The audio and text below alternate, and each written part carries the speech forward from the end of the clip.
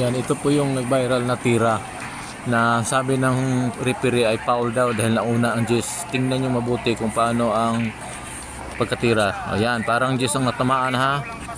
Ngayon, mag-download tayo ng InShot. Tapos i-editin natin yung ano na yon, yung video na yon. Dito tayo sa InShot, kukuha video. Balikan natin yung screen record. Yan, ito yung screen record natin. Ipasok natin dyan ang screen record. Yan, at ipakita natin sa kung paano sa titirahin.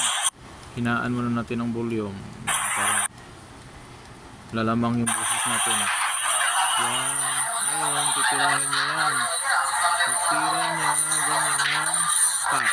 Tinamaan na, ibalik mo dito, ibalik. Yan, pag ganyan, yan. So ngayon putol, pag putol mong ganyan, i-delete. Tapos titingnan mo siya kung saan banda yung basag. Yan o, ganyan o. Yan, ganyan, ganyan. Ayan. Tapos cut ulit and then deletein mo yung na yan.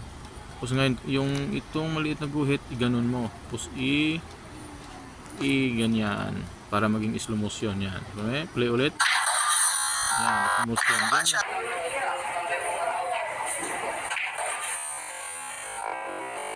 Bad shot. Ano? Nakita mo lang pasok na Jess?